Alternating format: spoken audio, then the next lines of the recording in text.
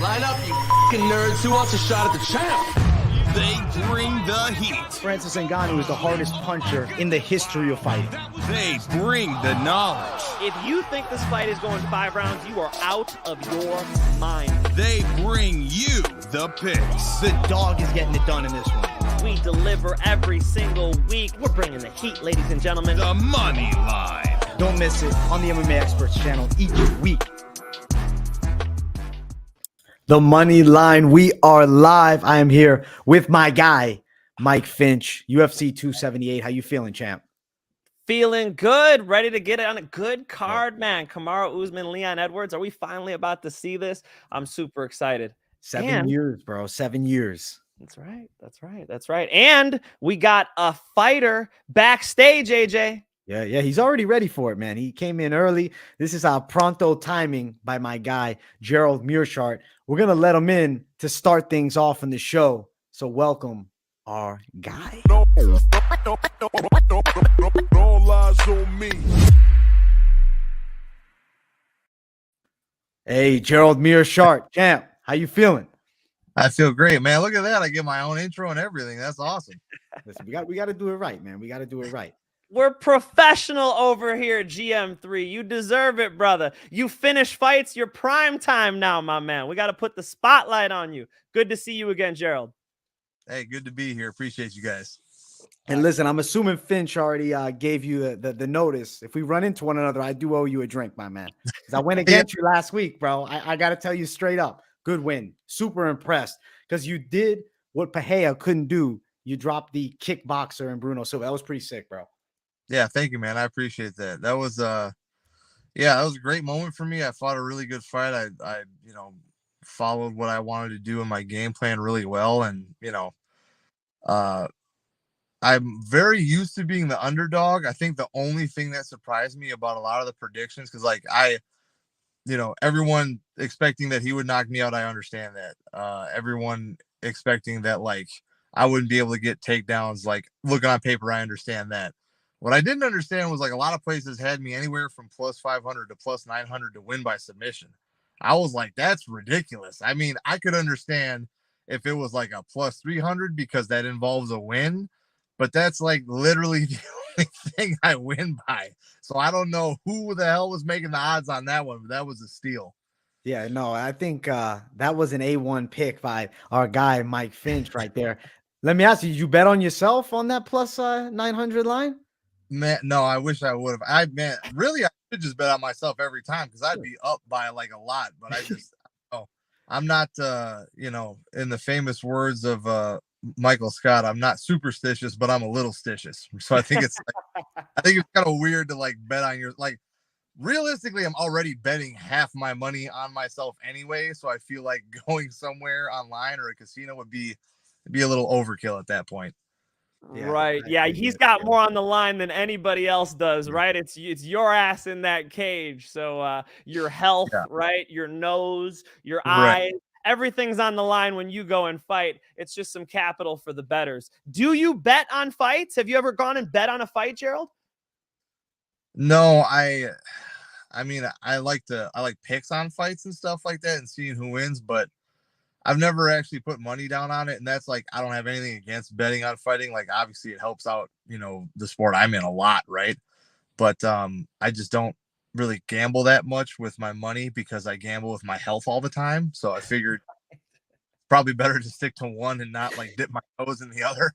Fair enough. Reasonable. That's a fair point. Yeah, no, that's a reasonable decision. I will say, I do think you'd be cashing up big, though, if you decide to, let go of the superstition.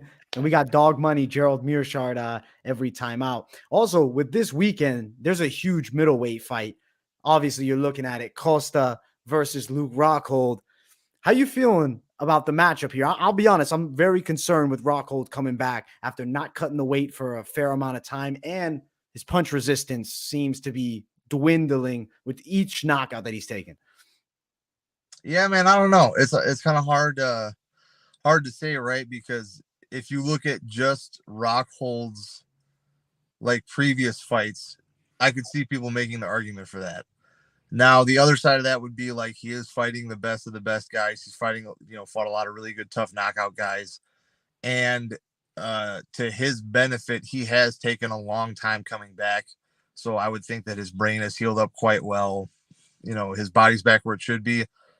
I did something similar when I suffered a TKO loss followed by a really fast knockout, and I took my time coming back, and that seemed to help a lot. So that could be to his benefit. And then on the other side, you got Costa, who, for all intents and purposes, looks extremely motivated and like he actually will make weight this time. But there's another guy, right, where you're not sure who's going to show up. It might be the Costa that fought Vittori and like kind of phones it in, and he'll throw some big shots and like let people know that he can still hurt guys and like think that he should kind of just win based off of how he looks and like looking good here and there versus, the Paulo Costa that fought Yoel Romero and went out there and tried to like knock the guy out. So, kind of both sides of it is interesting. Full disclosure, I did train with Rockhold for a little bit. He came down to Killcliff for a little while before the fight. And I think it was like kind of between there and Rucka, or however you say it, but or RVCA or whatever it is. But Ruka, there you go. Yeah, I knew it was. I always butcher that one. But, You're good. he looked balance of the opposites. Ruka, right. Get so it? he looked good in the training room there, but he's like you said, long layoff. You never know what's going to happen. I think Luke possesses some unique skills that Costa hasn't had to deal with yet. Like he's got a really good long left kick. And he is one of the quicker middleweights. So I think that could give some problems. But again, do we get motivated Paulo Costa, or do we get, a couple glasses of wine Paulo Costa? That's what we got. Right? Who knows? Gerald, you're a guy who's been able to bounce back from a loss really well, right? You've done it a couple times where, people started writing you off after the Hamzat fight and you string some wins together. It's like, what can we look for in Luke Rockhold to know what type of Luke Rockhold is going to show up? Because he hasn't fought in a long time, and both of them haven't made 185 in a long time. Are we just rolling the dice? Who knows who shows up? Or do you think, especially since you've trained with him a little bit, that he can find some success against Costa? Because let me say, everybody's picking Paulo Costa. Everybody thinks Paulo Costa is going to run him over. What does Luke Rockhold do to not get executed? I think, again, using that left kick to his full advantage, using his speed and his quickness, making Paulo miss and kind of tire himself out. I think Rockhold's got a really underrated, grappling game in general. I think he's a lot better at takedowns than people give him credit for. So if you can get on top of Costa, I think you can give him a lot of trouble. And remember, this is a guy who held the middleweight championship at one time. Yeah, so and it wasn't, all that long ago career-wise. You know what I mean? I know MMA moves really fast, so people, if it hasn't happened within the last 6 months, let alone year, people tend to poo-poo it or say that it was really far away in the past. But, a guy that's held the belt, you can't ever count him out of anything. And again, I think having that extra time off, if nothing else, helps his case. Yeah. But, anything that I could list or say is speculation. You don't know who's going to show up looking, doing what, looking how they're going to look until they actually step in there and they start cracking each other. Good fight for the middleweight division, AJ. I'm excited for it. And Mr. Meerschaert's moving up in that middleweight division too, man. He might be getting one of these names soon. I mean, he's on 4-1 in the last 5, or was it 3-1 in the last 4? One of the two. Gerald's been racking them off. So Gerald, I know you called out Petrosky. We already said Petrosky got the biggest gift ever by getting that fight. Have they talked to you about when they want you to fight again? Mike, dude, he glitched. Oh, he's back. It was so funny. I don't think. Did you hear that, Meerschaert? I heard you start to talk and then it canceled itself out. Give it to him again, Mike. Give it to him again. I thought Gerald just heard Petrosky's name and just closed his phone. He was out of here. He's like, I don't want to deal with Petrosky at all. Have you heard from the UFC? When do you want to fight again? I would like to fight, maybe either December or January. I wouldn't even mind waiting a little bit because I was gone for a while for this camp. I don't. So this is the thing. Petrosky called me out, so I called him back out just because, I'm, moving up in the rankings is nice. However, it doesn't seem like the UFC cares about, or anyone really cares about rankings as much as they do performances. True. And, it would be very ridiculous of me to like expect to want a shot at someone ranked higher and not be willing to fight somebody theoretically not ranked as high or as experienced as me. Sure. Right. So I would think that anything I can do to get my highlight reel bumped up, get a better resume, get another win streak going is fine. So if they give me somebody with a number next to their name, that's great. If they want to make me fight Petrosky next, that's great too. I don't really care. Like I said before in another interview, like he must really be thirsty for me or something, because he like DM'd me right after that, and he was trying to say November 12th at MSG, which it would be cool to fight at MSG, but I'm gonna be honest. I would like a little more time off if I got the option, and B, I don't really want to fight in another place. Like I just fought in California. I know New York takes out a lot of taxes too, so I'd rather fight in I want to fight in the stadium, but I'd rather fight in Vegas or Florida or Texas or somewhere that doesn't have a state tax on top of the paying for my state and federal already. So, and especially I wouldn't think Petrosky would either. I know there's more of his hometown and it's cool to fight at MSG, but if a salty veteran like myself could get some advice to these young bucks coming up, try to fight in the places where you got to pay less money and so you can keep a little more of your cheese. You know what I'm saying? Damn. Dude, all right. My that's state of legend California advice. here is not the Holy one to shit. fight in then, Gerald. Fair enough. That's interesting to hear from you, man. They take a good chunk out there in California? Hey, so make no mistake, the athletic commission was great. It was one of the smoothest fight weeks I've ever had. It was nice. They did all the physicals the day before weigh-ins.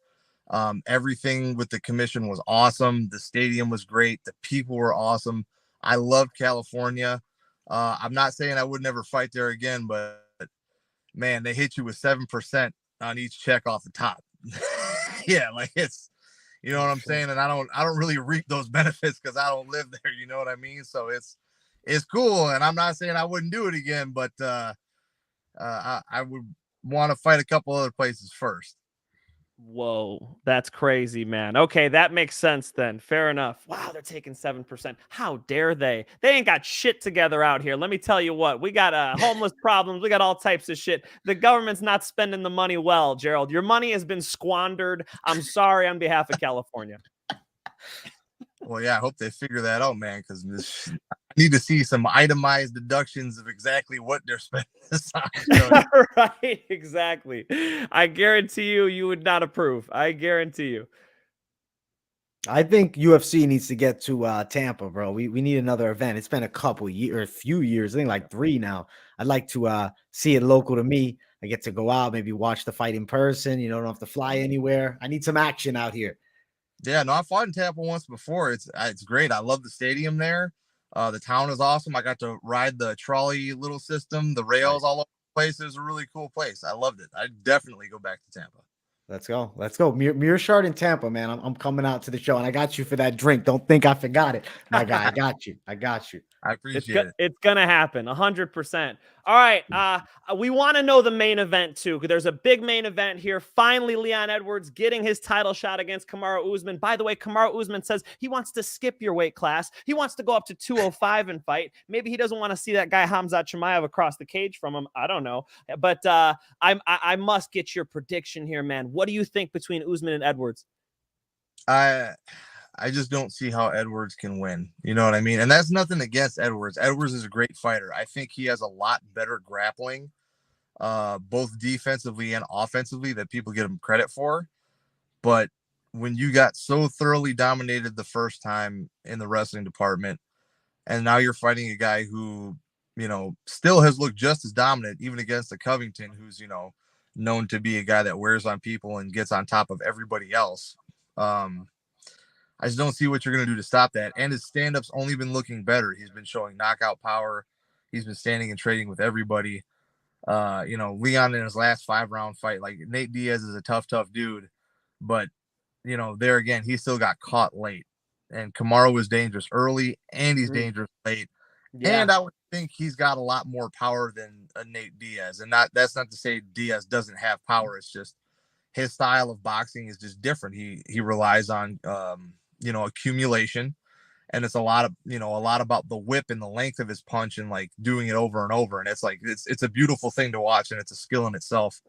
But I would think Usman just has a little more stopping power, and he's a little more traditional with like the linear strikes and really letting go of that right cross. But I think if Leon's going to have a chance at winning, he's got to find a way to really control distance, pepper him from the outside, and really attack leg kicks super hard and like really wear on the legs of Kamaru Usman, maybe get those knees to start like burning a little bit. But there again, you have to take a risk throwing leg kicks against a guy who might just scoop it up and take you down. So, and to this point, whatever issues Kamaru's got going on, nothing ever seems to show in the fight. And he does control distance very well, especially for a guy who mainly just boxes and wrestles, right? He doesn't really throw a ton of kicks, but he's always aware of them. And he always seems to like be in the right spot. That being said, hasn't fought too many guys with the kicks like Leon Edwards, lately, but I'm sure he's, more than thought about that. Hey, AJ, he said he doesn't even see how Leon's going to win that fight. That's a powerful statement from GM3. That's a powerful statement. I understand where you're coming from on that one. I mean, I went back and watched the first fight before doing the breakdown of this. And I mean, seeing the way he wore him out with the wrestling. I mean, I think Edwards has a chance to start good early and even win the first round. But I feel like second, third, fourth, we might even see a TKO. I can't give the official pick out yet, but people know where I'm at. Yeah. They know where I'm at. Yeah. Well, and like to your point, when I say I don't see a way he wins, that doesn't mean that I don't see a way he doesn't look good in some of the rounds or even win some rounds. You know what I'm saying? And it is not lost on me that I'm saying this as a person who is very thoroughly just picked again, even, way more over the top in the other direction than like I am at this fight.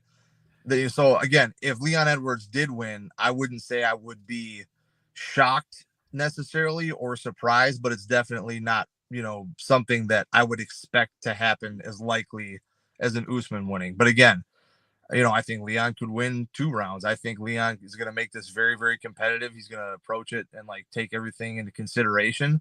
But like when it comes down to who's going to get the W and the L in their column, I just, again, could be a really close fight. I could see it, coming down to the wire and Usman winning the overall decision by like maybe a takedown or 2. I could see Usman TKOing him. The likelihood percentage wise for me on that happening is more like a 80% that Usman gets like a decision. And I would say 60 to 70 that he could get a TKO. So again, there's still room there that Leon, like again, if Leon wins, it's not going to be like this most shocking thing, right? Because he's a very skilled fighter. If you, forcing me to make a pick, I'm going to say Usman, but I think Leon definitely has moments where he looks good. I think Leon has moments that kind of show chinks in the armor of Usman's stand up.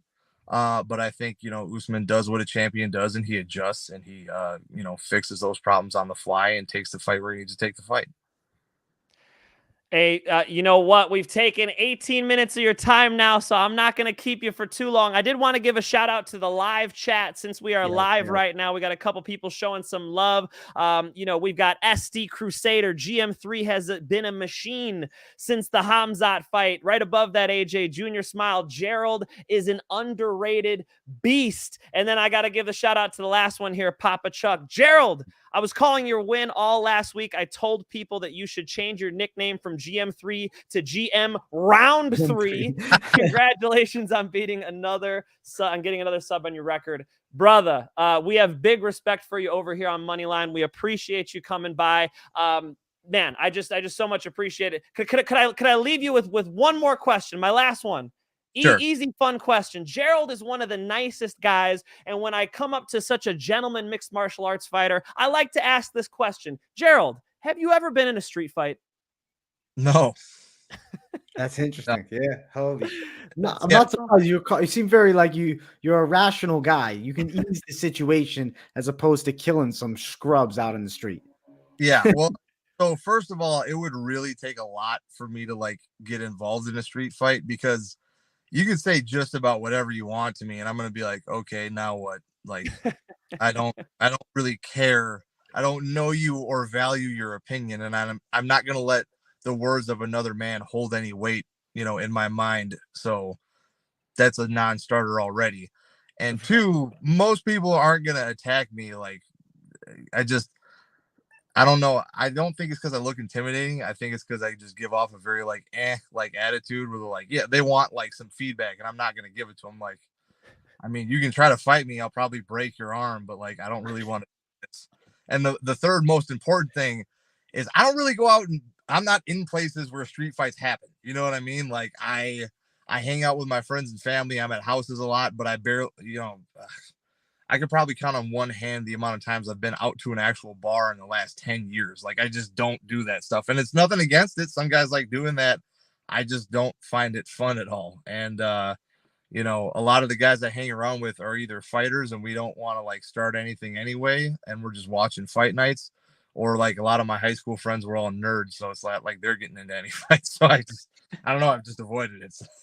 That's funny, man. That's He's great. a gentleman, AJ. He's a gentleman. You seem like you got a long fuse. It'd be hard to get Gerald pissed off, right? That's my wife describes it as she has a short fuse and a little bomb. I've got a long fuse and a big bomb. I think your fuse is even longer than mine, Gerald. You can't get Gerald pissed off. We appreciate you coming by so much, man. Hey, I appreciate you guys having me.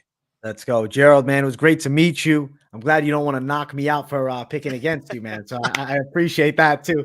Much love, bro. Big fan. And looking forward to your work, man. I like the flow, and I'm excited for the next one. Because you know what? With Gerald Meerschaert, we got fun fights each and every time, bro. So let's keep it coming. That's right. I appreciate it. Thank you guys so much. Thank you, Gerald. Much love, my brother. Thanks. All eyes on me. Finch, man. We have a great interview with Meerschaert. I got to say, great dude, man. I think the people, we got a good taste of him too. I heard one comment said GM3 needs to be in the new Game of Thrones. That's fucking great. And then he grew on me a lot after this interview. Yeah, dude. Gerald, great dude. Class act. Absolutely. I got to do a half-hour interview with him on Mike Finch show. Here he comes again onto Moneyline. I mean, a gentleman, an absolute gentleman. I said it on my show. The dude's been in the UFC since Barack Obama was president. Put some respect on his name. Yeah, put some respect on it. I mean, yeah, thanks to Gerald for coming on. We appreciate it. The Finch man. The Finch man gets the credit on that one. He brought him out. We're bringing him through. Man. Yeah, fresh off the W too, man. Just the week after the fight. You got to love it.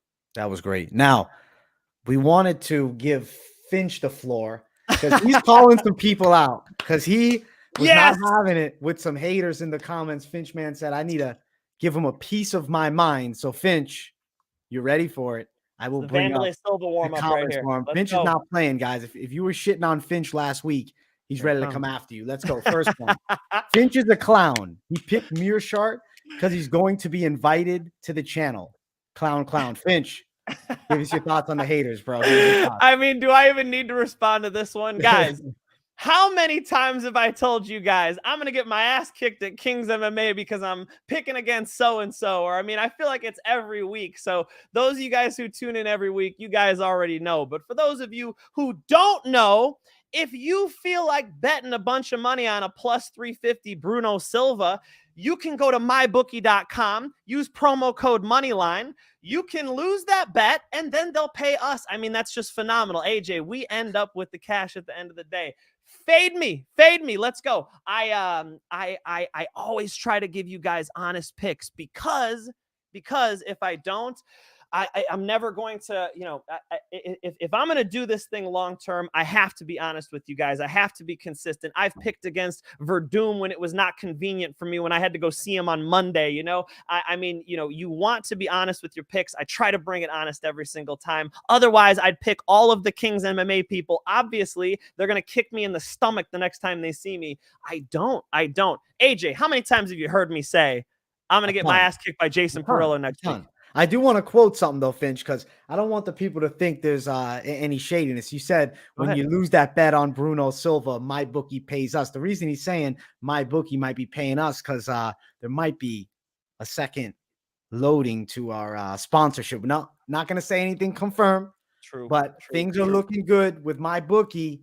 That maybe we'll have a nice announcement coming up about some more sponsorships coming. We're trying even yeah, just having my bookie as a partner has been awesome. So just having some fun. Shout out to my bookie. All love, guys. Do you have more for me, AJ? I do. Let's keep going, man. Let's keep going. Let's go. Round 2, Mike Finch. He said, or Mike Finch doesn't say this. He got attacked. Joe Rogan's forehead wrinkles coming after Mike Finch. Does the kid on the right ever get underdog pick right?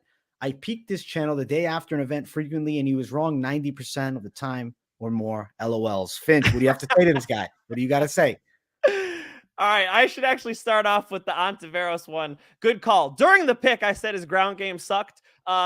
It's not even suspect anymore. It's a fact. His ground game is god awful. So, shout out to you guys if you picked against Ontiveros. Good stuff. But I said there would be a lot of big dogs on that card. Sure enough, the guy we just interviewed, even Captain Eric was right about Angela Hill. So, listen, Wrinkles.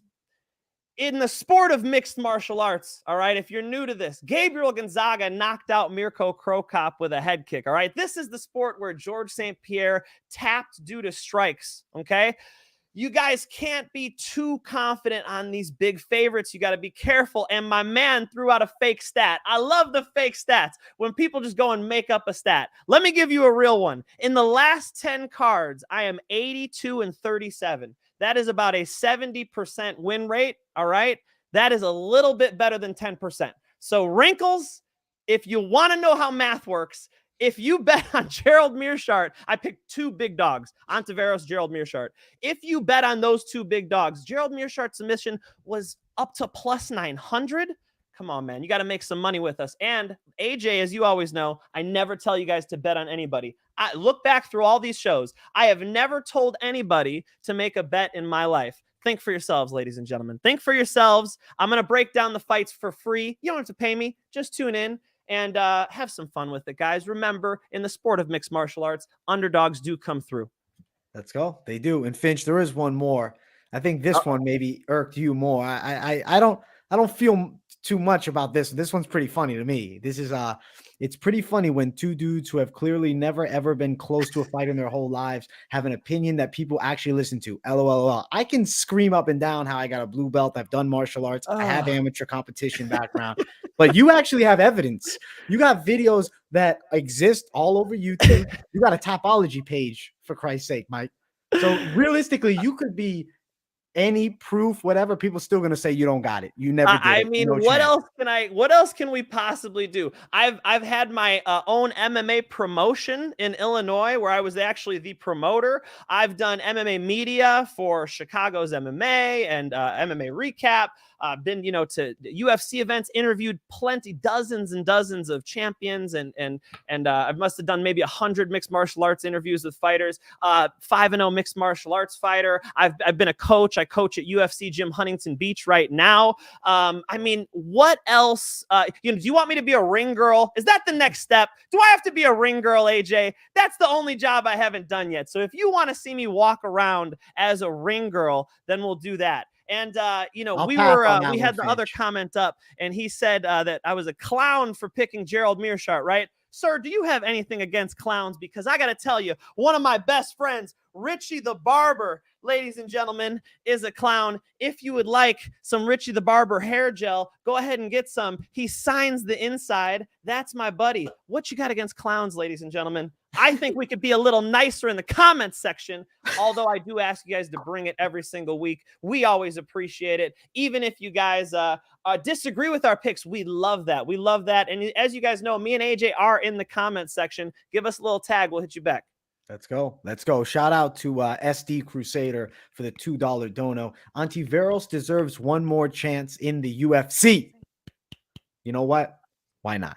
Why not? Give him one more. The dude needs to attend jiu-jitsu class because he was winning the beginning of that fight. He was using his long, rangy striking and doing fine. Once he got clipped, it all went downhill. He got taken down. I don't know if I've ever seen somebody mounted easier than that in my life. That was maybe Greg Hardy can teach him jiu-jitsu, AJ. That was a pretty bad bottom game, my man. So it went from suspect to confirmed. Okay. Ontiveros needs to hit that jiu-jitsu and then he'd be good. His striking's all right. It's everything else. Let's go. I just got to bring up one comment. This is funny. AJ refers all the time. People think I don't have a head of hair. We'll let them follow the mystery, bro. Let's go. Let's leave it. I'm not showing my beautiful, luscious locks to the people. Dig back into the old episodes, and you They've guys seen will it. see The AJ OGs know. posing as Hamzat Chimaev, no hat on. All right, Yeah, look I for was. it. Yes, you can see that. It was honestly pretty short then, though. It wasn't luscious lock level, but it was nice. It was nice. It was a good, clean cut. AJ, I'm seeing this one come up over and over again. You What want is to it? What get is it now? Everybody's asking Usyk versus All right. Joshua 2 prediction. AJ, would you like to? All You right. want to jump in on that? You're making I your own guess. video on it. Listen, Usyk Joshua 2. What is today? Thursday. The fight happens on Saturday. I probably should have already posted a video if I was gonna do one, but it honestly slipped my mind. So I guess we're live right now. We'll do the Usyk versus Joshua 2 prediction with Mike Finch right here enjoying it. I believe that Alexander Usyk is going to win again. I think he's going to take it probably on the cards a second time. He's technically the better boxer. He's pretty elusive, closes distance well on the longer Joshua, who even though has decent straight punching, I wouldn't necessarily say he controls range great against top level fighters. Yeah, he's going to beat up dudes on the outside that are fearful of his punch, don't come in the shape. This is level. This is top line. Usyk is special. And I really believe he is one of the best pound for pound right now.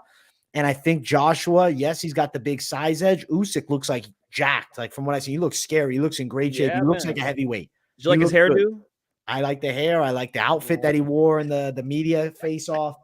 I've been an AJ fan, Anthony Joshua, for a long time. I've always really enjoyed him, but I don't necessarily think he's the best in the world at heavyweight. I just think he's a top 6, top 7. When you look at certain matchups, man, he gets touched on the chin. He can fall. He lost to Andy Ruiz regardless of avenging it. And then Usyk beats him clearly. I'm going with Usyk win once again. As a fan, I'd like to see Joshua pull it off, but Usyk ain't losing, man. Especially with what's going on in Ukraine right now. This guy's fighting for more than just himself in this rematch. Usyk versus Fury is a crazy fight because of the size differential, but I will say, if there's somebody that can beat a Tyson Fury, maybe it's a Usyk. I'd love to see the fight. I think that there's a big size differential here too. You talked about it, AJ, but I think the difference with a Tyson Fury is the technique difference, right? Yeah. AJ has already said he wants to be more aggressive in this fight. He wants to kind of go to war a little bit. The way to beat a boxer is to throw, big shots and get into a fight a little bit. And that's what I would like to see him do, man. I want to see him sort of, double up on that left hook, make sure he's ripping the body hard, putting combinations together, and try to really meet him like he fought a Dillian White or like he fought, some previous fights before he got a little too technical with the Andy Ruiz rematch. I don't think that's how he beats Usyk. If that Anthony Joshua shows up, I think Usyk decision all day. Now, what's interesting is if AJ wants to go toe-to-toe with Usyk and start banging with him, now we risk a knockout, man. I mean, I think Usyk knockout is possible, especially if AJ wants to bang with him. When AJ gets emotional, right? Like he was in the body snatcher fight, just whipping shots, man. That's when you could also hit him. That the first Ruiz fight, he gets emotional, he starts digging his shoes into the ground, and he'll get clipped too. So I think he comes out aggressive. He gets knocked out. He fights technically. He loses a decision. I gotta go with the favorite, guys. I gotta go with Usyk again. I thought he was going to edge him out in the first fight. And with all that evidence behind us, like you said, Usyk looking like he put on a couple pounds of muscle. That's perfect, man. I think Usyk is the best boxer right now, unless we're talking about Tyson Fury. I have no idea what happens in that fight. Believe it or not, Tyson Fury actually does have trouble with like shorter technical guys. Those are some of the closer fights in his career. Usyk's a problem, man. I don't know. Tyson Fury or Usyk, I'd say that's 1 and 2. I'd put Joshua as 3. Okay. I think Wilder knocks out Joshua, man. That X factor, that chaos. I think Wilder's dangerous. AJ, I don't know, man. Wilder fights. I mean, you tell me if I'm wrong. I think he fights like a good amateur, and he has the power of a Zeus. I mean, I wouldn't even call him an amateur. I'd say he has a weird style. Almost like a fucking like something that's not even like normally taught. I don't even know how to describe it. It's like it's a very unique style. And yeah, the power though that he has is out of this world, but it's also that athleticism. He's got that fucking precision too. He dropped Fury a few times. I see him touching up an Anthony Joshua, bro. I think realistically, Wilder is still the most dangerous fucking heavyweight on the planet. He's fighting Robert Helenius, Very excited for that one. I think he's going to knock Kalenius out. And I've been liking seeing Deontay at the UFC events. Maybe I'm crazy, but I'm like, hey, what if we do UFC debut for Deontay Wilder? You give him a year of training, and we give him takedown all day. We give him Francis Ngannou and him go after it. Francis wrestled freaking Gone. You don't think he's wrestling Deontay Wilder? But you know what? Then it will always be able to say he was too scared to strike with them. He was too, they would always say it. Too smart. Scared, smart, tomato. You know what I'm saying? I know what you're saying, bro, but I just think the fun fight is them boxing. I think a boxing debut, Francis Ngannou versus Deontay Wilder, that shit's fun. That shit's at least more competitive, you know. I think Ngannou's running into some big shots, of course, but I think that would be fun. I think mixed martial arts, these guys are getting taken down. I know you guys all love Tyson Fury. I mean, I could not imagine any of these, top 5 heavyweights having any trouble taking them down. No, I couldn't either. Tai Tuivasa's throwing them.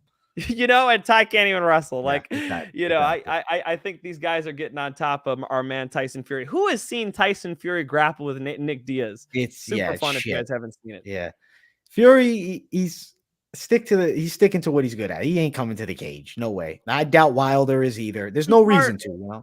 It's like a top level grappler saying, "Yeah, let me jump right into fucking I don't know kickboxing or something like that or Muay Thai." Like, yeah, we clinch a little bit, but there's a lot more to it. Right. Yeah. I would not expect him to, man. I do think it's fun, like the mixed rules bouts he's talking about. I'd watch it. I'll watch Francis Ngannou try to swing and miss at Tyson Fury for a while. It'd be fun. Yeah, I'd feel bad after he loses though, because it's just staining the fucking heavyweight champ name, baddest man on the planet. That's what Ngannou wants, man. He is the baddest man on the planet. You meet Francis in that cage, and all these boxers are not getting out alive, man. They're getting grounded and pounded, my friend. I'm saying majority of MMA fighters outside of maybe Gane goes along with them. I'm curious how an Aspinall fares, but right now it's just Gane.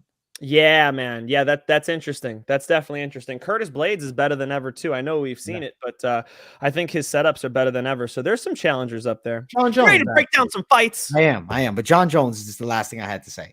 Oh, please go ahead. John Jones, bro. John Jones coming out at heavyweight. Let's see. I don't know. I feel like Motivated Jones. Let's get it. Motivated Jones. Is this the new Motivated Connor? Yes. That's awesome. Thank you, Gabe.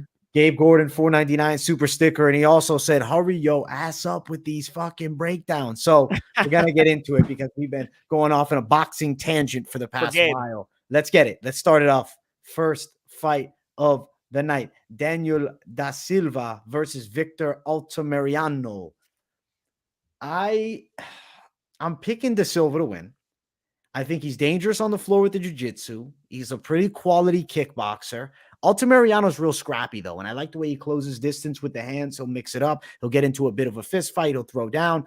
I feel like, though, if da Silva gets, I don't know, I feel like it's almost like confidence in the cage. Something that I feel like has been lacking in his early bouts is I feel like when guys start really, really fast, and I feel like da Silva kind of tries to start a bit fast in his early UFC fights in a sense, makes little mistakes. I believe it's because of nerves.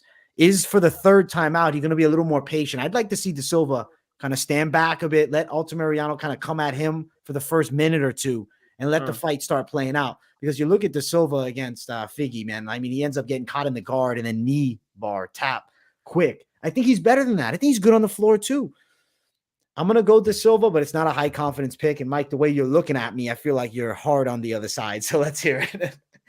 I don't mean to, yeah. I think da Silva makes poor decisions. Yes, I totally agree. Makes mistakes.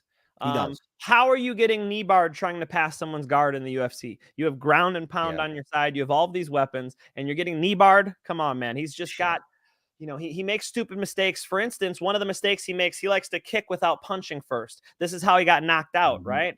What was the opponent there? Jeff Molina. Yep. Jeff Molina knocked him out when he just throws unset up kicks. I do think that Altamirano is going to tick just a little faster, a little bit more output. I think he gets this thing on the scorecards. He, in his last 2 fights, they've been 2 split decisions. That's not really what you want to see when you bet on somebody, right? I mean, somebody who's getting the habit of going to split decision and it's on the judges. I don't want the judges dealing with my money. So I am concerned about a bet, but I've got to say Altamirano should out kickbox him, should be able to Deal with him on the feet, just double the output of De Silva, and I think he'll take it on the scorecards 30-27. All right. Hey, listen, I respect the pick. De Silva, though, note this, hasn't gone distance. He's pure finishes and pure finished. Good So point. I'm interested to see how the fight plays out. I think it's going to be an entertaining fight. As far as the lines, Altamirano is -160 as the favorite. You got De Silva sitting at +140 as the underdog. As far as prop side, over a round and a half, -140, I think is risky just because we know De Silva's a bit reckless. And then Altamirano, obviously known for going longer. So it might seem like a tempting bet, but personally, I'm kind of leaning off the over-unders. Mike Finch has Altamirano decision. That's sitting at +415. It's a wide line. That's wide. Shit. Yes, it is. I think a the lot of reason these are finishes- wide on this card, man. Yeah. The you know, I always tell you guys, I try to do my picks and then look at the odds. Quite disappointed with how many times I've picked a fat favorite on this one. But yes, you know, I gotta tell you what I think. I think this kid's gonna just outpoint him.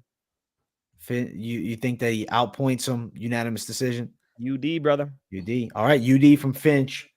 I guess I'm going on the risky sub play on De Silva here. Looking at the line, win by submission, De Silva. I'll bring it up real quick. De Silva is sitting at +495. So not that much better than Finchman's decision play. I respect the De Silva sub play. If he wins, it's probably by sub. I just don't know why Altamirano would engage with him too much there. It's going to have to be De Silva getting the takedown, brother. Let's see. First fight, Altamirano for Finch, De Silva for myself. Let's jump to the next one, Aoriqileng versus J. Perrin. Finch, what do you think about this fight? You have any stake that the tough boxing style of Perrin comes through? You know, his grandfather worked with Mickey Ward. Damn, dude. I like that. Look at AJ, the historian. Holy shit, doing some research, The Massachusetts guy, you know, the OG bloodline. I had to look into it a little bit. I remember when we were doing the live last time, somebody dropped in and said, study, ? When I said that I studied for the fights. It's like, what do you do, bro? You just wing it? You just like, you know, I've seen them fight before. No, you guys always want to go back and study these fights. And as I studied this one, I see that Aoriqileng, am I getting this name right?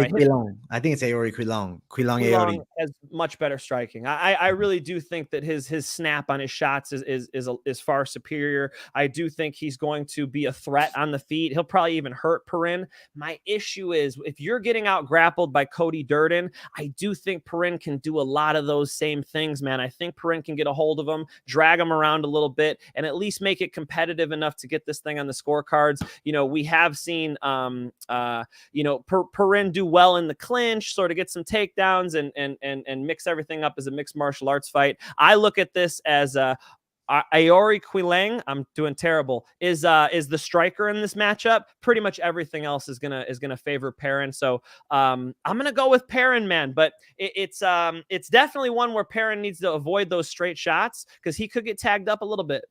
Yeah, listen, I like the pick, by the way, Finch, because I'm going the same way with Perrin to win on the cards. I think the clinch game is definitely a factor here. I think he can do well controlling against the cage, working takedowns from there. Yep. I don't think he's a terrible striker. I think he's got a decent jab, but you look at Aori, I think maybe a bit more dangerous, more of a power striker, is going to do more damage when he hits you. So Perrin probably goes towards maybe a grappling heavy attack, looks at the Durden fight. I will say, I personally think Cody Durden, it's not that bad, man. I've grown. I don't know. Cody Durden, his skill set's pretty solid. Like, I feel like he could beat a Jay Perrin also. Obviously, totally different matchup. But Aoriqileng makes it a difficult fight. Jay Perrin probably looks to wrestle. And then I'm kind of seeing them going the full three, same as you. Unanimous decision, Perrin. But, I mean, could be a 29-28. I could see it being pretty close. Dirty Reg 2022 says fight goes distance. My favorite play here, though. I think that's what he means, distance. He said fight goes. Yeah, we're both on decision. You know, I do think if anybody finishes this fight, it's probably Aoriqileng with a nice 1-2 down the pipe, putting him away. I think it's going scorecards as well, my friend. Let's go. Let's look at the lines. They are sitting at -145 for Aoriqileng. Jay Perrin +120 as the dog. -190 is the over 2.5 here. So if you're looking to play something that goes the over, doesn't want to throw down on either, probably a fight that goes long. Not terrible at -190, upwards of -220 also, but not a bad play. Yeah, yeah. I mean, it's freaking dangerous on the feet, man. I'm gonna stay away from betting on this one. Yeah, If you're gonna bet, I do like the fight goes distance. That's not crazy. Did you hit me with that prop already? that one is sitting at -180, so just a little bit better than the over 2.5. Okay. Okay. Yeah. That would be my pick. Let's go. Let's go. First one, or second one rather, but the first one we agree upon with Jay Perrin on both sides. Underdog. Next fight of the night. Amir Albazi takes on Francisco Figueiredo. Listen, I'm not super high on Francisco Figueiredo. I think he's a real light version of his brother. Doesn't have that same pop on the strikes, but still that sniper style. The hands are a bit low. He's ready to throw a big straight shot. When you look at Albazi, you have an athletic and strong wrestler who comes with a good pressure style. And to me, I think he's going to have Figueiredo controlled against the cage, probably taken down. Figgy, I mean, he's going to throw up attempts from the bottom, but I don't want to say he doesn't have heart because that's not true. I don't see that same, I don't know, oomph factor that his brother has with this Figueiredo. He seems like the Figgy light. You look at Antonina Shevchenko, Valentina Shevchenko. The brother here doesn't have that same level, whereas I think Albazi, I don't know necessarily how far he's going to get in the division, but I see him with potential to be a, top 15 talent. He's got a tricky style with that wrestling. I think he's going to take a lot of guys down, and I think Figgy's one of them. Even though Figgy's got a good sub game, I don't think Albazi gets tapped here. I don't necessarily think Albazi has a ton of, damaging ground and pound, but I see him winning the fight on the cards. I'll go Albazi. What about you, Finch? I like Albazi as well. You called him a wrestler. I know he's billed as such, but Jose Shorty Torres out wrestled his ass. I mean, he's not an elite wrestler, but when I watch him fight, I do think he'll control the striking here. And then Figueiredo's best thing is his jiu-jitsu. Honestly, I think that Albazi's better at jiu-jitsu, man. I do think he's going to be able to get to the back and get some dominant positions in this fight. You guys saw that Francisco Figueiredo very comfortable on his back, judging by that knee bar over De Silva, who I just picked against anyway. His slipperiness in the grappling is nice. I just don't like how low he carries his hands. I didn't like how he let Malcolm Gordon bully him around. And, Amir submitted Malcolm Gordon in the first round. Also, I like that Albazi is I think the better striker here, man. So he's got it on the feet. He's got it on the ground. One of my more confident picks. We got to go with Albazi on this one. Method of victory is tough for me. I do think that decision is most likely, but I could see him wrapping up a rear naked choke, man. He gets to the back pretty freaking well. I already roasted him for getting out wrestled by Jose Shorty Torres. Shout out to our Illinois fighters. But he got on his back in that fight. So even a good wrestler like Jose Shorty Torres still gives up his back to this dude. I do think he could climb on that back, maybe take that neck. I'll be safer. I think more than likely decision. Albazi. Yeah. Same for myself. As far as the lines, -475 for Amir Albazi, and then Francisco Figueiredo at +345. There's not much faith in Francisco Figueiredo at all. I don't really love the prop betting side. I mean, you brought up the Albazi wins by sub. That line sitting at +485. So it is a pretty decent line if you can get it that high. I'm liking chance of decision at +130, but I don't necessarily know if I love the bet. Looking at the over-unders, you got over a round and a half at -240, over 2.5 at -140. I think it's going over 2.5, but like Finch said, there's a chance of a finish. I'll lean towards yes on the over, but not my favorite. Not my favorite. Yeah, I think that you just money line this one, guys. It's just a hideous line at this point with Albazi at the -400 tag. Good point. You might see it in a parlay in a few minutes. Maybe. Good point, though. Let's go. Let's go. Let's jump to the next one. I think this one's going to be a fun fight. AJ Fletcher versus Ange Loosa. Mike Finch, give me your thoughts on this one to start us off. I like AJ Fletcher. I loved the flying knee on Dana White's Contender Series, that ridiculous knockout. He's definitely a prospect. You see the UFC investing in him, by the way. They gave him Semmelsberger. That was probably bringing him up too fast. I think this fight makes more sense for him. I think he wins this one. Look, Loosa's a problem. Loosa is a brick house, man. I mean, trying to move Loosa around is going to be tough. He's a tank. He's really tough to finish. And AJ Fletcher is a finisher. If you look at his record, honestly, AJ, he's crushed some cans, man. They brought him up right. I don't see, so people want to jump at that and be like, oh, that means he's gonna lose. No. How many cans did Floyd Mayweather crush? How many cans that, you see what I'm saying? It's like, we were just talking about Tyson Fury and Usyk and Joshua. That's how you do it in this other sport of boxing. In mixed martial arts, you just see guys well matched. But here's a guy who came up a different way. I don't think that means that he's not UFC level. That just means that he was able to build his skills and his confidence before fighting somebody tough. He lost to Semmelsberger. We kind of saw where his level was at. I don't think Loosa is that good. I think his knockout over Leonardo Damiani is by far his most quality win on the show. And, I call it coming up smart the way he came up. I'm going to go with AJ Fletcher. He is a finisher, so I understand people who are picking him by finish. I just think Luce is a tough customer, tough guy to finish. Again, only his second or third fight at like this level. I'll pick Fletcher doing it on the cards. Let's go. Finch, I'm going to lean Loosa, man. I think it's going to be a very competitive fight. I think Loosa can match him for the most part in the wrestling defensively, but offensively, I don't necessarily see Loosa, taking down Fletcher and controlling him. In the Muay Thai, yes, Loosa is not as quick and athletic as Fletcher, but I feel like he does control his distance well, and also kind of, I don't know, like a brick house, kind of how you describe. He's a strong dude. Yeah. He's got a bit of power, not necessarily one-touch KO. Trains at, I guess, Kill Cliff MMA now, or Kill Cliff Fight Club, no longer Sanford. But it's a quality gym with good competition. I saw a pic of him working with Gilbert Burns. So that gives me confidence in the grappling defense. I see competitive fight on the feet.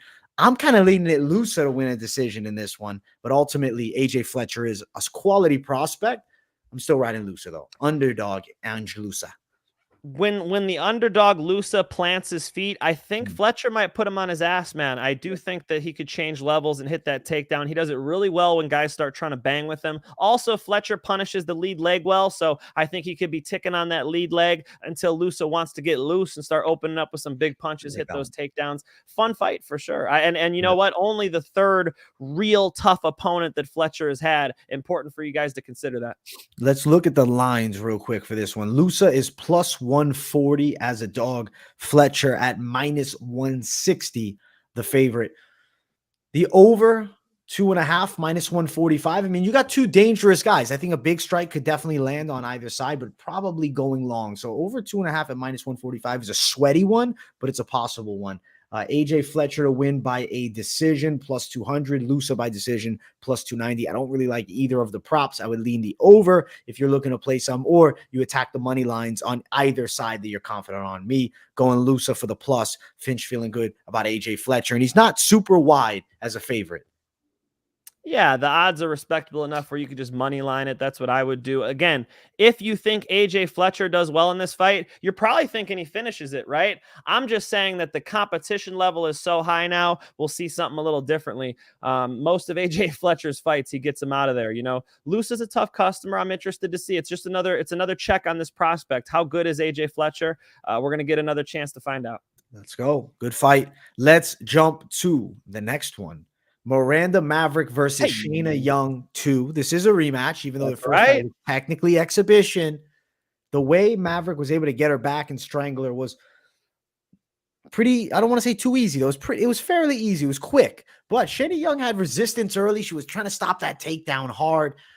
Couldn't keep her off the back as they were against the cage. When I look at this matchup now, I think Miranda Maverick has definitely gotten better from that point. And I'm not saying that Young hasn't improved, but I still don't see her with much of a shot against Maverick. I mean, it seems like fighters on currently different calibers, and also just the athleticism of Maverick overall. She's a physically strong girl with a decent kickboxing game. I see her beating a Shanna Young by submission, but not as fast this time. I'm kind of thinking we go into the second round, but similar result. I'm going submission win for Miranda. What do you think, Finch?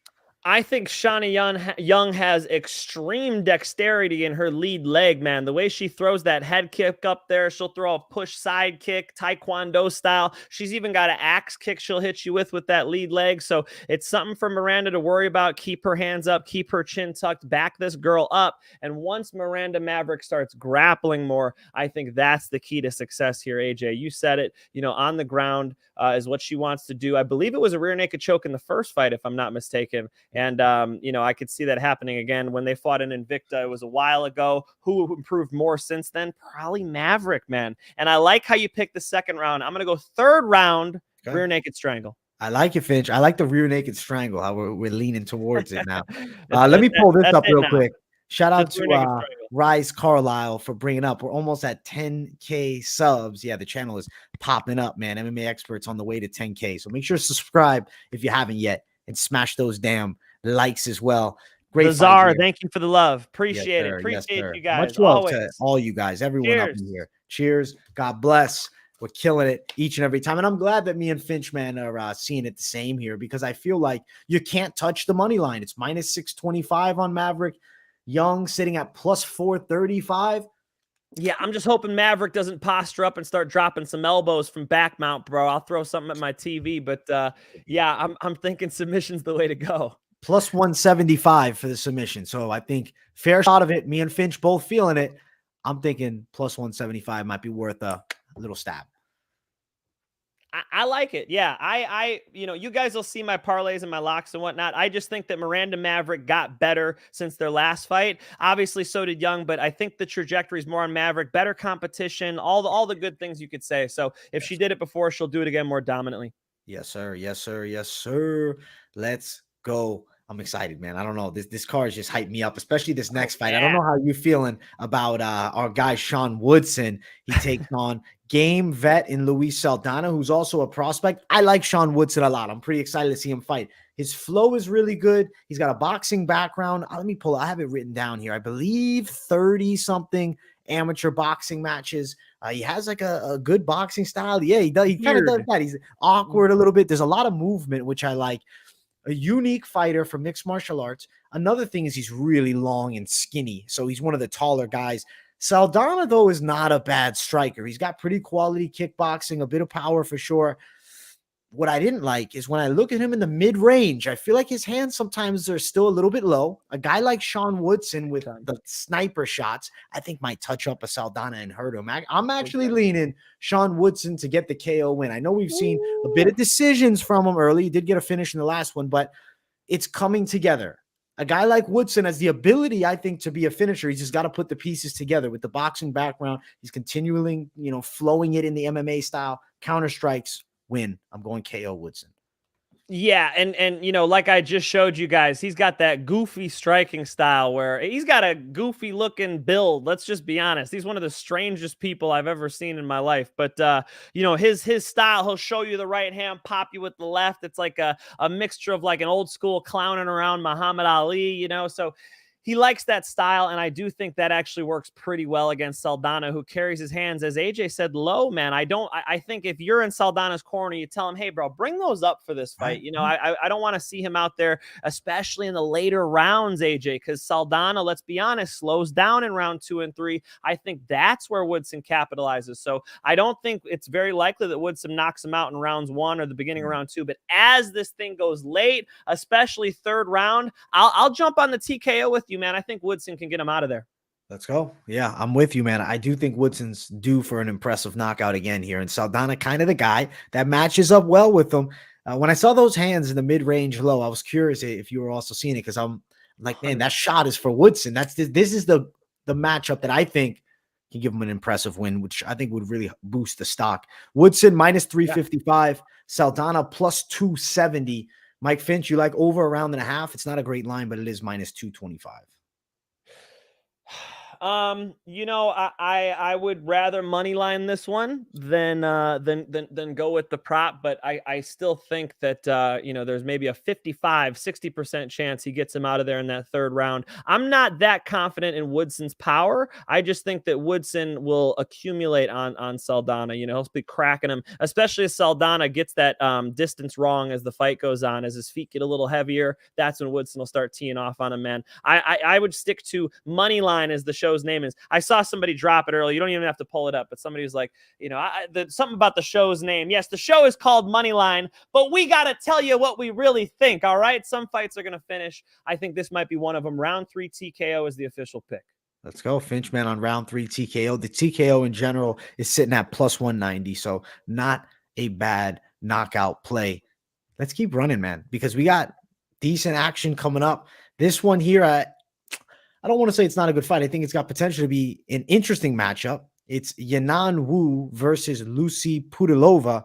Pudilová had a bad streak. I believe she lost 4 straight, was let go, went over to, I believe, if I'm not mistaken, Octagon, and was able to win a good amount of fights there. Lost just 1 matchup on a 2-fight win streak. Gets the UFC call again against Yanan Wu, who's not one of the top tier fighters on the roster, but tough. Comes forward. She's not going to quit. She's going to make it a difficult fight. Pudilová, the one thing I noticed is she does have pretty good straight shots, but I do feel like she really slouches forward a bit with her striking. It's a lot of like forward leaning weight, which I don't necessarily know what the reasoning is for that. I guess just her natural style. What do you think about this fight, Finch, man? Do you think Pudilová can come back and get this W here, or you think Yanan Wu might be able to pull this one out? Now, you've been given Yanan Wu a lot of credit for being a pressure striker. We have seen her get backed up by Mizuki. She did push Yanan around the cage a little bit. I think in this fight, though, you're right, AJ. Yanan Wu will have the car and drive because Pudilová uses a nauseating amount of side-to-side movement. She's always moving left, always moving right, and I think this is going to look like the bull in the matador, right? The bull's coming for the red cape.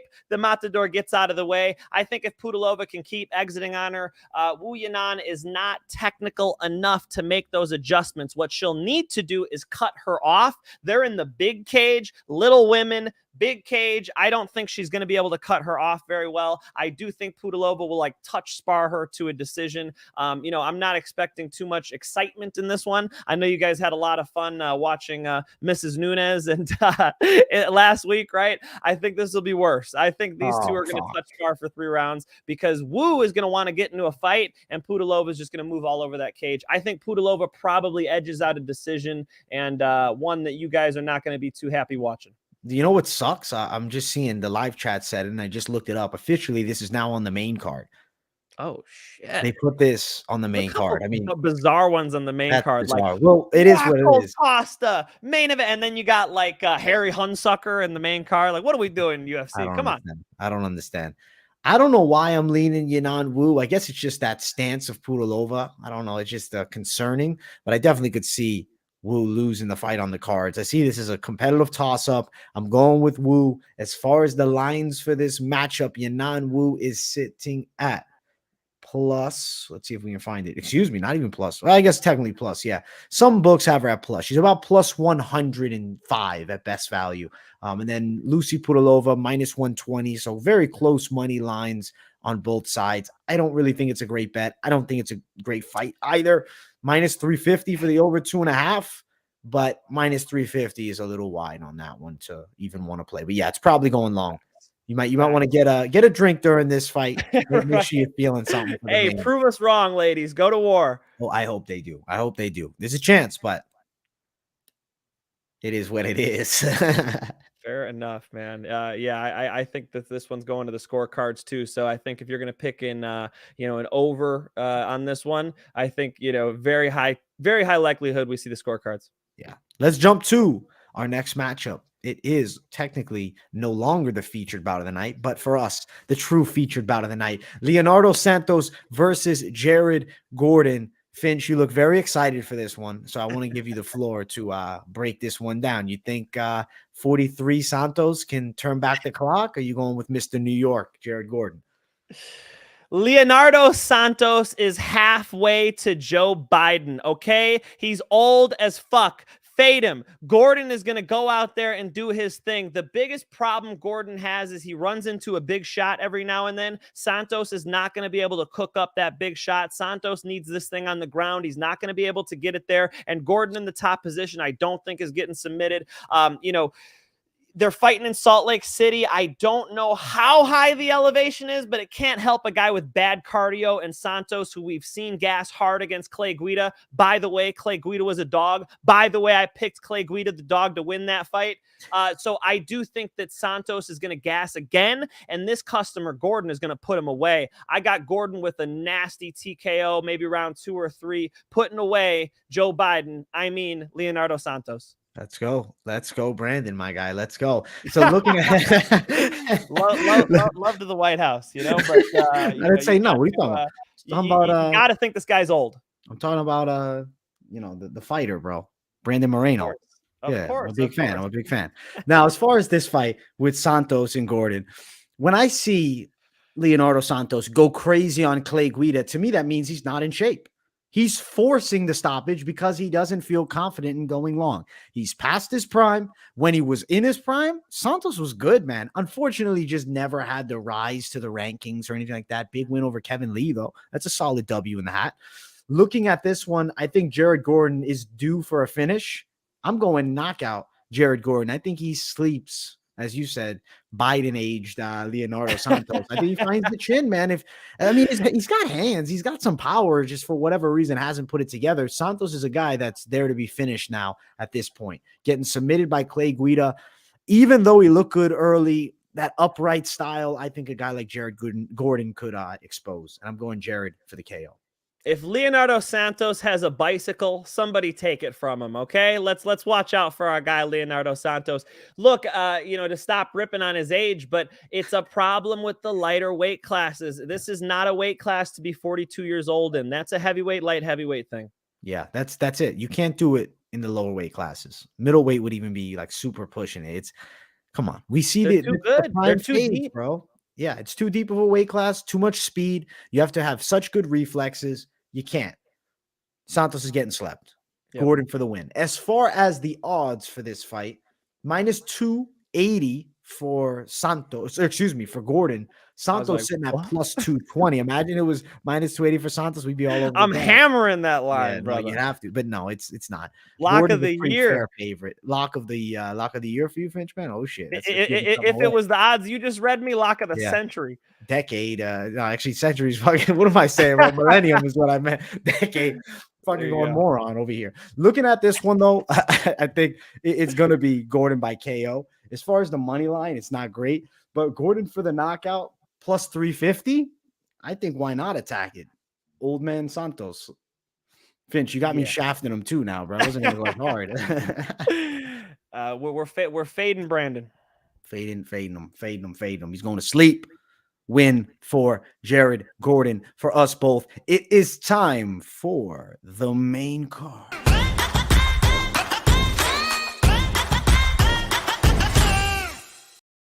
The Moneyline main card breakdown for UFC 278. Make sure to smash that like button if you haven't. Subscribe, turn the post notifications on, share the content if you really enjoy it. The Moneyline is live every Thursday, 8 p.m. Eastern, 5 p.m. Pacific. As always, joined by my man, Mike Finch. We're going to talk about a quality pay-per-view card, but before we do, make sure you go to MyBookie. If you haven't signed up yet, promo code Moneyline. It helps us out. It looks like they're going to be a consistent sponsor of the show, so big things potentially coming, but we need your help because we can't do it without you guys. If we're not getting the the returns on it, they're going to say, listen, these guys ain't doing nothing for us. They'll kick us to the curb, and we ain't no curb kicking bums.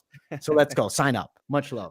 Let's talk about the fight. Tyson Pedro, Harry Hunsucker. Finch, you kind of already picked at the fact that Hunsucker is not a guy that should be on the main card. He is. Tyson Pedro is someone they're trying to build, so they're giving him a fight. It's very winnable. He took a long time off. They give him Ike Villanueva and arguably now a step back in competition against Harry Hunsucker. What do you think about this fight, Finch, man? How does it go down? I think that you guys are all shitting on Hunsucker a little too much. Now, I know I did a minute ago, and it's fair because of his record in the UFC. Let's take a closer look at Harry Hunsucker. All right, let's pull up the microscope. He fought Tai Tuivasa on 4 days' notice. Who wants to fight Tai Tuivasa on 4 days' notice? All right, you're getting slept. Okay, we'll throw that one out. He fought a big guy, weighed in at 290. How am I forgetting his name? Thank you, Mr. Tafa. Big man Tafa missed weight at heavyweight. Huh? He weighed in at 290 pounds. Hunsucker's like 230, 235. 267, Finch, 267. Oh, he was 290 on fight night. That's straight from Hunsucker.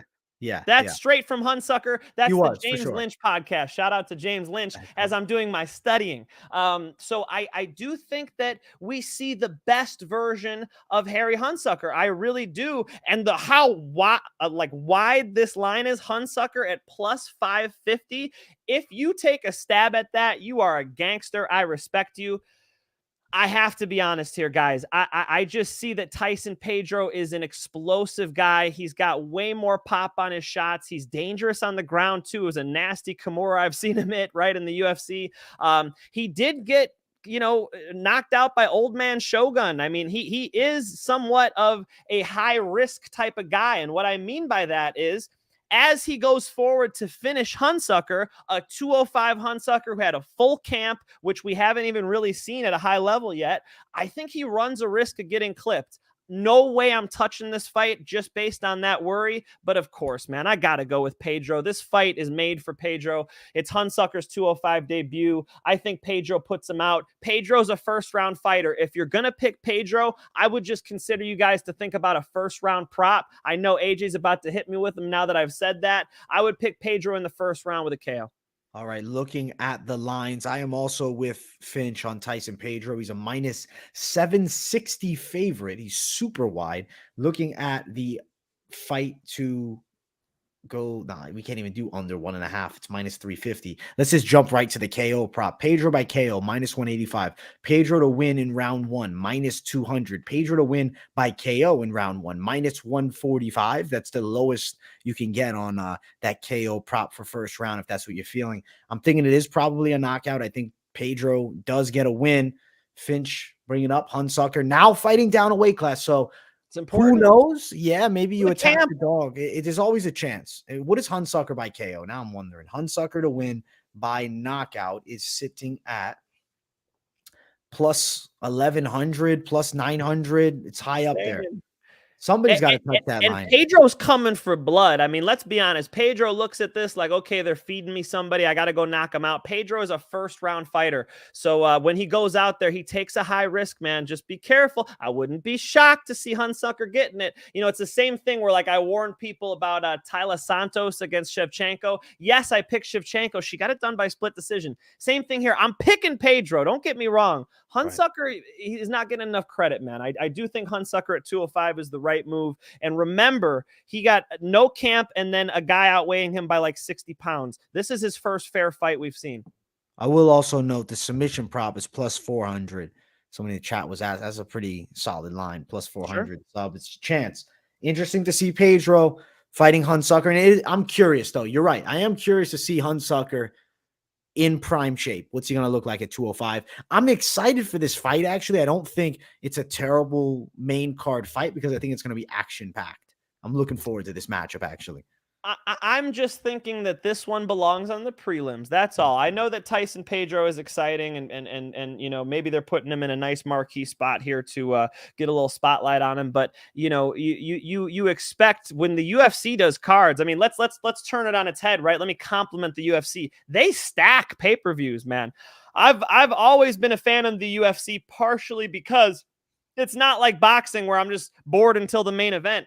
Right. The whole freaking main card, I'm tuned in. Harry Hunsucker, I'm surprised to see on the main card. It is true. And I mean, I'm disappointed they moved Yanan and Pudilová to the main. I actually prefer having the Tybura Romanov fight, but I guess they're trying to get more buys for that main by having that as the featured prelim. So let's jump into it. It is Meerschaert Tybura taking on one of the most feared guys in the heavyweight division on the way up, Alexander Romanov, who slimmed down for his last fight. He decided to cut some body fat because of, I think, gassing issues in that Espino fight. For me, Romanov is super dangerous when he gets on top. Tybura, though, is known as a quality grappler. He's not an easy guy to take down at all. You look at matchups where Tybura has success, a lot of the guys are either getting controlled against the cage by him or they're blitzing him with huge punches early, and then he gets, a tired fighter to the mat and then finds his work, a Walt Harris, Greg Hardy, etc. Gave a competitive fight to Alexander Volkov. Now he fights Romanov, though. It's a very different style, and it's one that I'm curious to see how Tybura deals with. I wouldn't be shocked if Romanov won a hard-fought decision here.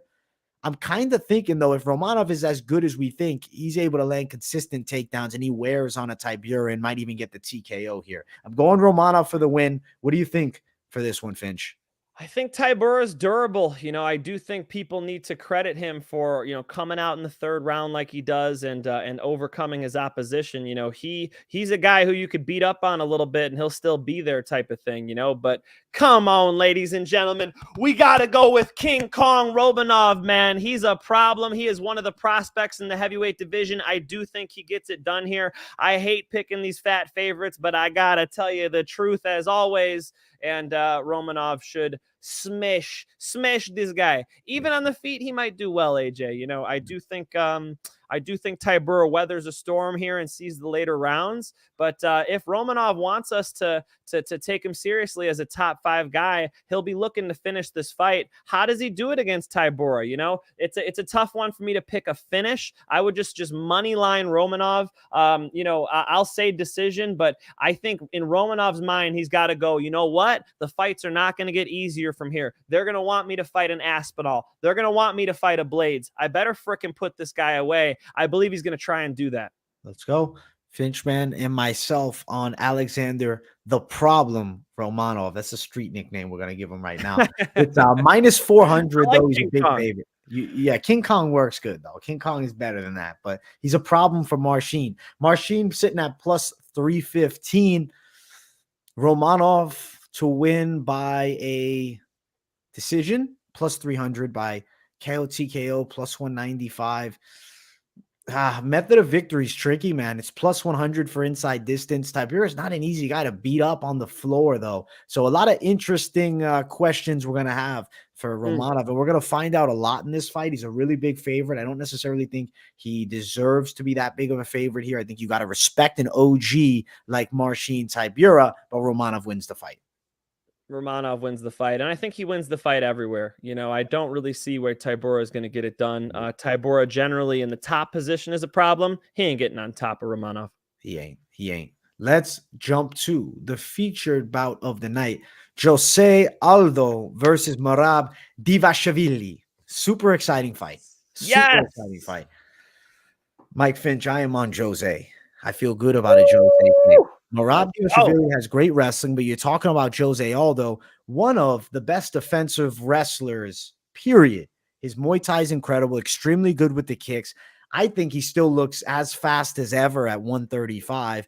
Bit of power in the hands. He definitely can stun his opponents. Might not have the one-touch dynamite, but if he catches you with a beautiful counter, he's going to hurt you. I look at the fight with Marlon Moraes, and Moraes is super explosive, and he hurt Merab Dvalishvili a couple of times. I wouldn't be surprised if Aldo could hurt Merab, but I don't necessarily think he goes for it with that same level of intensity. I think Aldo can outpoint a Merab Dvalishvili, avoid the takedowns, and turn it into more of a kickboxing fight. I do think Merab gets some success with cage control a bit, and you're going to see him having clinch positions where Aldo's backed up. I believe Aldo finds ways out. I don't necessarily think Merab has a lot of success actually getting Aldo to the floor, and I think Aldo will shine from the kickboxing range and get himself a unanimous decision over an extremely game Merab Dvalishvili. Mike Finch. You guys know I love picking Jose Aldo. When all you guys were on Rob Font, I was the one on Jose. You know, I'm a big Jose Aldo fan. I wonder when the miles will catch up with Jose Aldo. I'm wondering what point are we going to see Jose Aldo come a step behind, because when he lost to Max Holloway, you thought maybe is this it? He comes back. He looks good again. Here he is against a young lion, a guy who really is just starting to hit his stride, hit his prime here, a guy who, when he sees you plant your feet, hits great takedowns. And who really plants their feet more than Mr. Aldo? I mean, he gets a ferocious pressure that he gets. He's always like twitching at you. You know, you always feel like you're in danger when Jose's standing in front of you. But, you know, here's a guy who hits shots when people throw big hooks like Jose likes to hit. Casey Kenny is hard to take down, and Merab held him over his shoulder in the center of the cage for a photo op. I mean, you know, this guy has not only great takedowns, but great timing on his shots, AJ. I think that's super important against Jose Aldo. Now, we talked about it off air before, AJ. Nobody out-wrestles Jose Aldo. Nobody out-wrestles Jose Aldo. When has he gotten held down by anybody? So I do think, even though I think Merab will get some takedowns in this fight, Jose is going to pop up. Although I do think Jose is going to tag him, I think Merab weathers that storm. I think it's a close fight. I think it's a fun fight. Honestly, this is going to be my favorite fight to watch on the card, not my favorite fight to bet on. I'll take, you know, Merab. I'll go and then lean Merab, but you could see Jose catching him. Remember Marlon Moraes knocking his ass out? Now, he did come through to win that fight, but Marlon Moraes had him all types of dizzy. I mean, But what does it say about him? He was able to weather that storm. He was able to come back. I think Jose cracks him too. I'm just concerned as the grappling starts to wear on Jose a little bit, as these shots keep happening, because Merab will keep shooting. You know, I wonder when Jose is going to slow down a little bit on us. When is that, you know, age and miles? I mean, he's only 35 years old, but really miles on the vehicle. When do those start adding up? We thought they started adding up when Conor McGregor beat him, right? We thought it started adding up a long time ago. Here he is still at the top. AJ, this is a fun fight. I'm gonna go ahead and say no bet, but I'm gonna lean with my guy Merab. I think he gets a close decision in a fun fight. Respectable, fair, even though it opposes my underdog Jose Aldo attack, though he's not a great underdog. He's sitting at plus 115. Merab Divashvili at minus 135. Although slight plus money. As far as method of victory, I do think the fight's going long, though. I think an over 2.5 at minus 220 is a good play. I don't necessarily love the props. If you're going to touch Aldo, you'd probably lean Aldo towards the money line. Aldo by decision is plus 275. Merab by decision plus 165. Interesting fight. Finch man going Merab. I'm going Aldo. Interesting. I'm ready to see it. I mean, title shot on the line for Aldo. Fun fight, right? It's a fun fight. And Merab said, though, he's not going to fight Aljo. So depending on the result of Aljo's next fight, Merab might be dropping at 25. That's what I've heard. The czar's making me laugh over here. Jose Aldo is getting up there. Merab is a freak athlete. You know, Merab has a major speed and great feet. Yeah, man, I do think there is a speed advantage for him. You know, he's at Serra-Longo, which is like, it's interesting to see just his style at Serra-Longo. I don't know, but it's working for him, man. I think he's dangerous. AJ, how about this for a prediction? Fight of the night. This is fight of the night. Let's go. I respect it. Let's see. I mean, yeah. Yeah. And because of that, I think AJ, you know, I think Jose gets a little tired. You know, I do think they're going to go at it like two magnets. Let's go. You know, with that being said, you know, I think Jose slows down in the third, and that's why he loses the decision. Let's go. Finchman on Merab. I am on Jose. Either way, expecting a great fight. Let's talk co-main event. Paulo Costa versus Luke Rockhold. Oh, what a fight. Fun. Both guys look in incredible shape for this one. Yeah. Costa shredded to the gills. Rockhold probably more shredded than we've seen him in a while. He's coming back to 185 after not being there for a fair amount of time. I'll pull up the stat of exactly when, because now I'm curious. I believe off the top of my head, it might have been 2019. I don't want to say wrong though. So let's pull it up here. Finch, man, I'm super excited for this fight. Either way, Rockhold is an OG and a guy that I've been a fan of for a long time, but seeing him here taking on Paulo Costa after not cutting the weight in 4.5 years. That's a long time. Paulo Costa, obviously, he hasn't been at light heavyweight in nearly 2 years, but 4.5 years, that's a fucking wild, man. That's almost half a decade Rockhold hasn't been at it. Loses to Yanan, up a weight class, and that loss aged really well. I mean, if he beats Paulo Costa here, I feel like Luke Rockhold's in title talks. Problem is, regardless of how skilled he is, because I think he's extremely skilled, I think he's technically one of the best. Problem really lies in the hitability / lack of punch resistance. Luke Rockhold gets hit by big punchers. He does fall. Now, of course, losing by KO to Jan Blachowicz, looking at it now, not a bad loss. Losing to Yoel Romero by knockout, looking at it now, not a bad loss. Losing to Michael Bisping by KO with a shot that was a Bisping money punch right over the top, lands perfectly on the chin.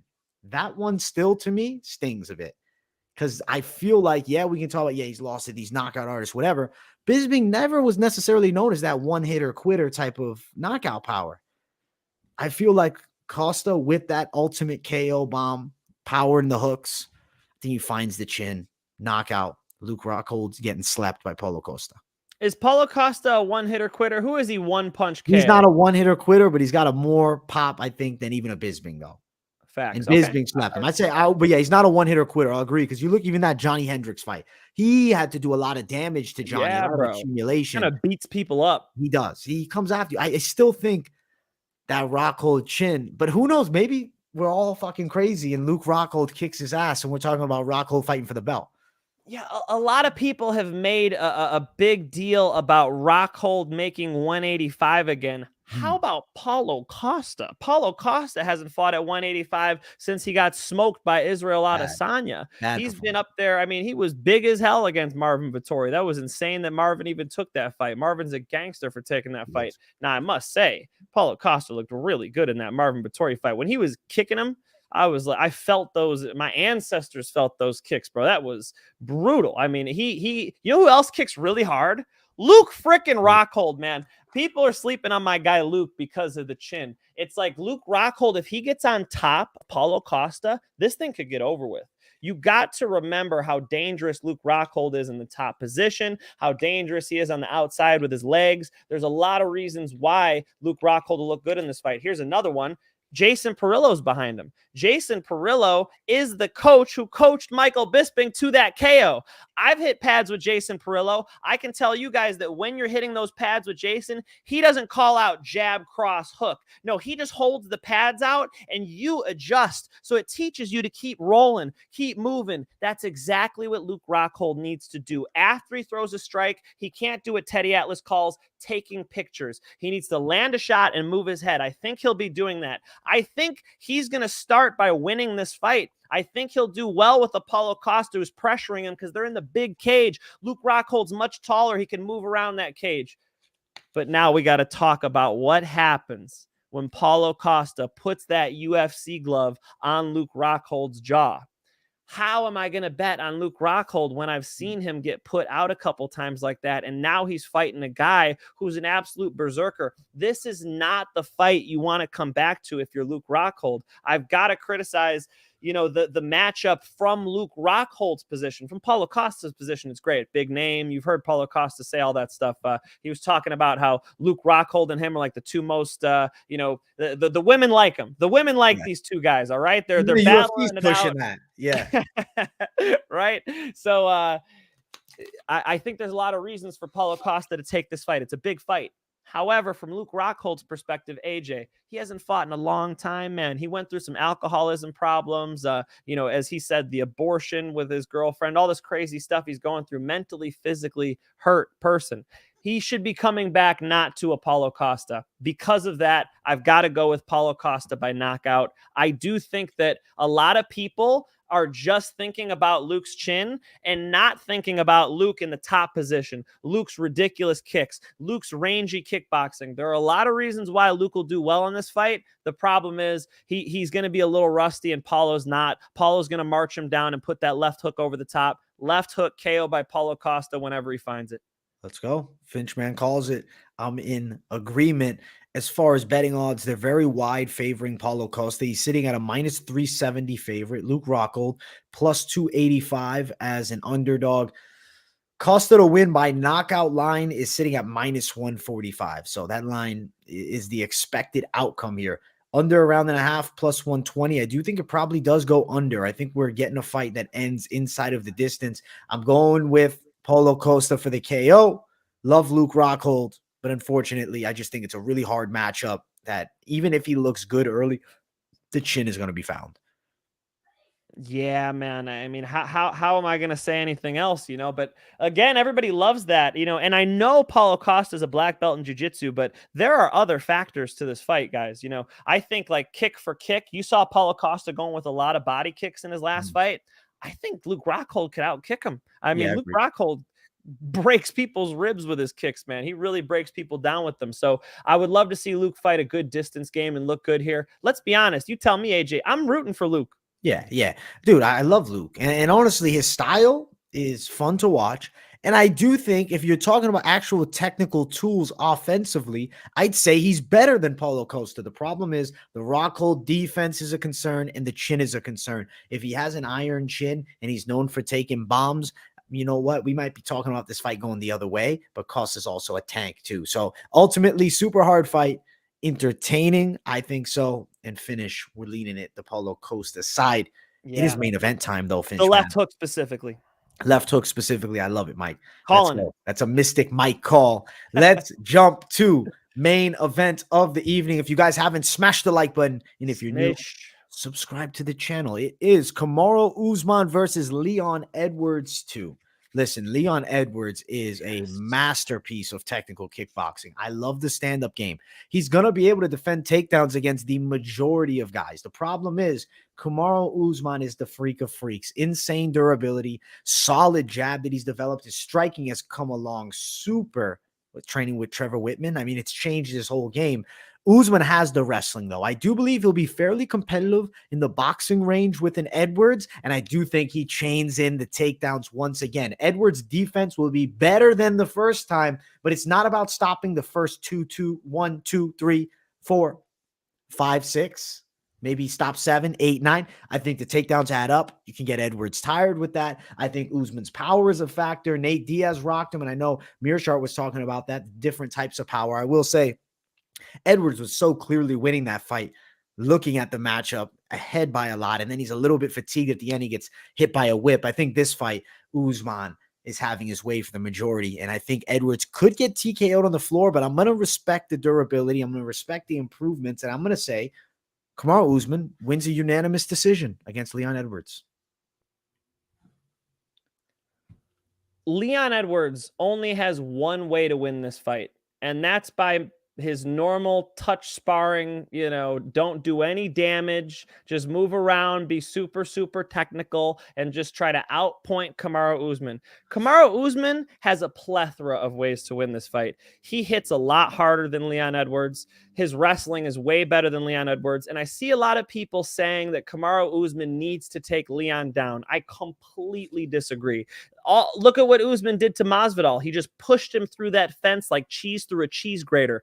All he needs to do is get one underhook, push Leon into that cage, knee him in the legs, maybe stomp on his feet a little bit, although you guys were roasting him pretty good for that. Maybe he'll lay off of the foot stomps now. But I do think that he works him in the clinch. And a lot of you guys are saying, yeah, Leon's got the best clinch in the game. Let's see. Because last time he clinched up with Kamaru Usman, he was put on his back 3 or 4 times in that fight.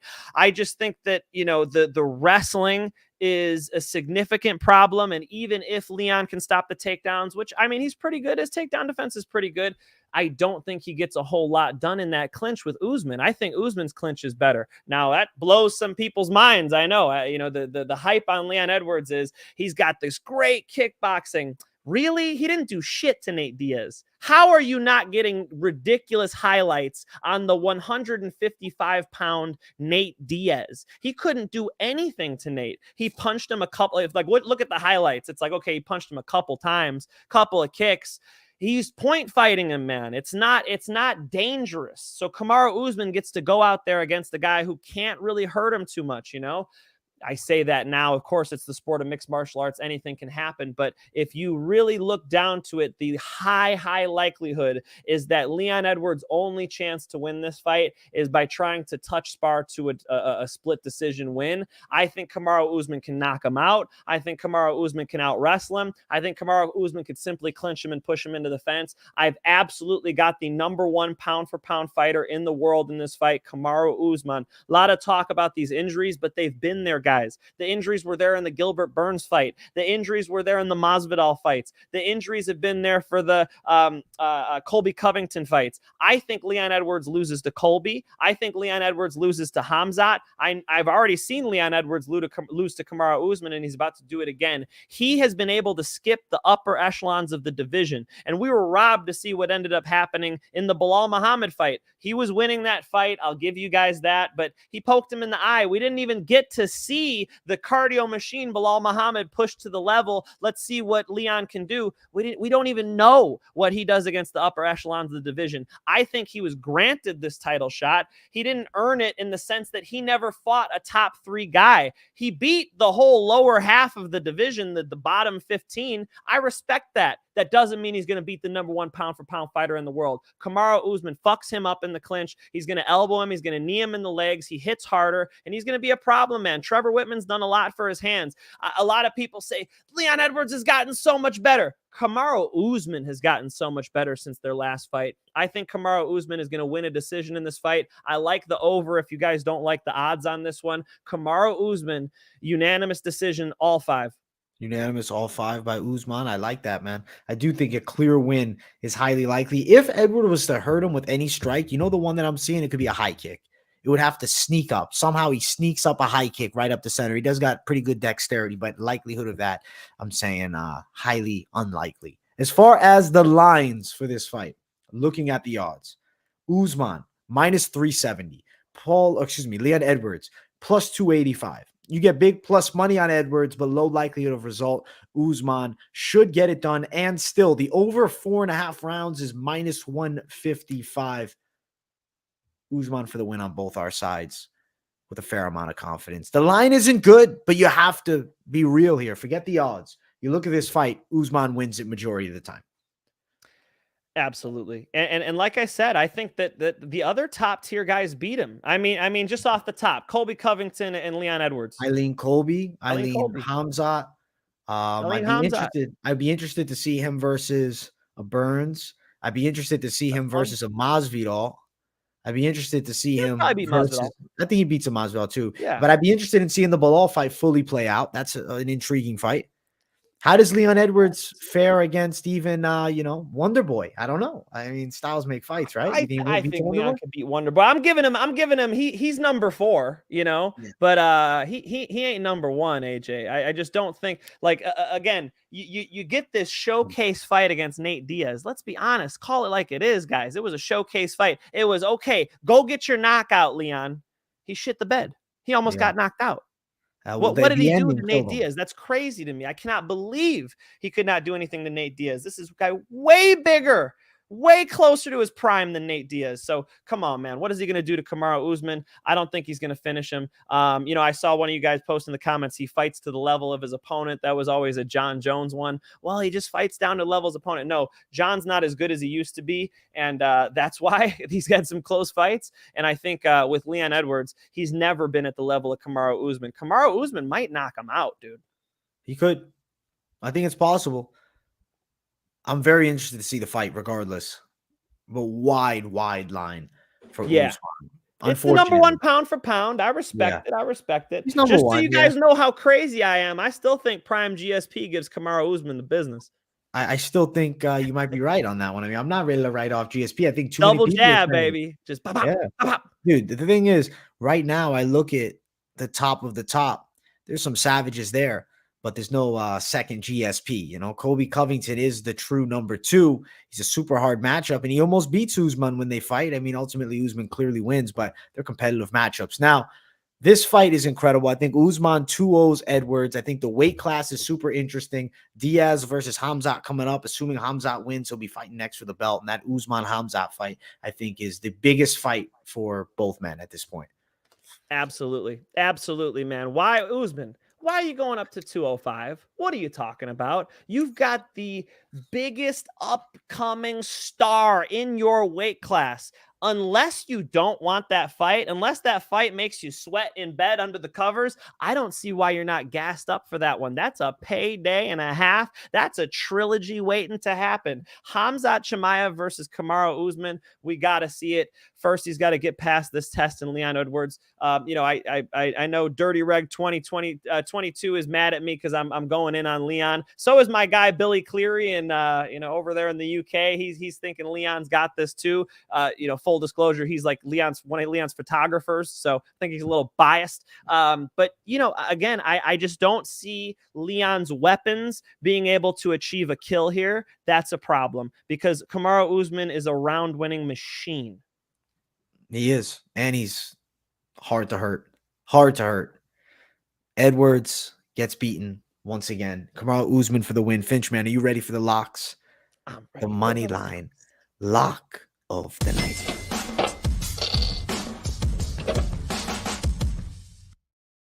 Now, the money line lock of the night, sponsored by MyBookie. Use promo code Moneyline when you sign up. You get the 50% match bonus up to $1,000. If you're interested in that, you don't necessarily have to take it. You can just throw down and help us out and play your money. Much love to the people that do. Let's talk locks, Finch. I know me and you are going to have different locks here, so I'll let you start it off, Finch, man. I think Albazi gets a decision here, guys. I don't see him having a problem with Francisco Figueiredo. I think that Francisco Figueiredo's best shot is on the ground. That's where Albazi does his best work. You got to think that he's going to be able to get this thing on the cards or via submission. Could even maybe see a TKO. I think his rear naked chokes are excellent. That's possible. Just money line him. I know it's not super juicy. I gave you guys the Brian Battle finish. I know you guys some of you guys cashed that. Some of you guys actually messaged me on Instagram, which I always appreciate the love. But I think with this one, we better stick with one of the heavier favorites on this card. That's just how it plays out. That's the one I'll pick. Let's go ahead. Give me Albazi. Just money line it. Finch on Albazi money line. I am lock dogging Jose Aldo for the win. I'm calling it decision. I'm confident in Jose. I said it on this week's Best MMA Bets. It's a lock dog. I'm putting First it on dog here. ever you locked, yeah? Maybe second. I don't remember the first one, It's a though. rarity. It's a AJ rarity. with the dog lock.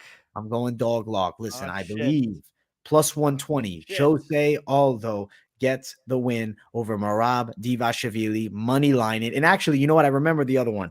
The other lock dog was Paul Craig. I think he didn't hit for me. Unfortunately, nice. I lost for Volcom. But this one is going to be different. Oh, no. Jose Aldo. Let's go. Jose Let's for the go. win. Finch, man, you ready for the $100 parlay? Can't wait. Let's get it. All the competition that try to compete. Stand back, watch the bomb drop. Mike Finch, $100 parlay. Let's hear it, man. Let's hear it. You going first, champ.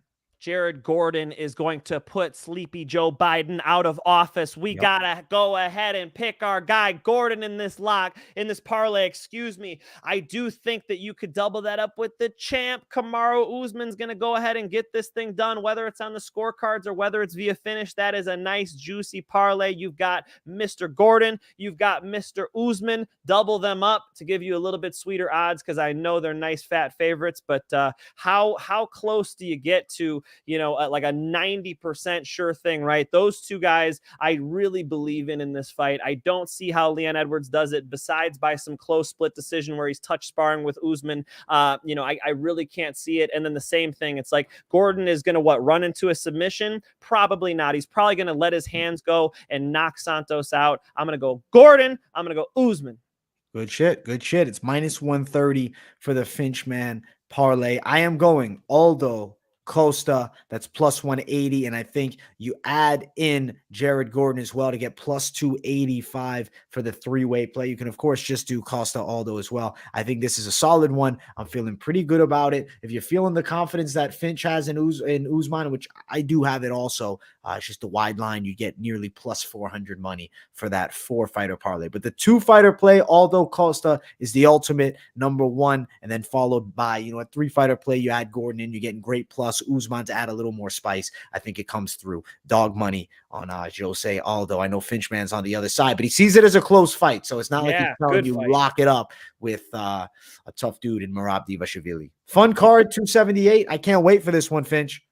Super excited, man. I'll be on the edge of my seat for that Aldo Merab fight. I am amped for that one. Seriously. Luke Rockhold, Paulo Costa. How do you not love this shit? Luke Rockhold going ham on the UFC all week. My man is cutting weight and he's unhappy. That is our favorite version of Luke Rockhold. Why not? Shake it up, Luke. Say how you feel, man. It's been fun, AJ. We got to talk to GM3.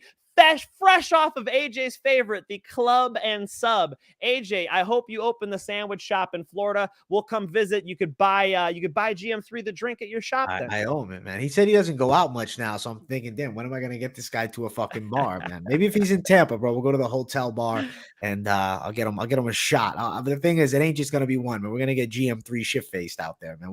We'll have him. We'll get him. I'll end up getting him into some trouble, man. Yeah, you'll get him into his first street fight. Exactly.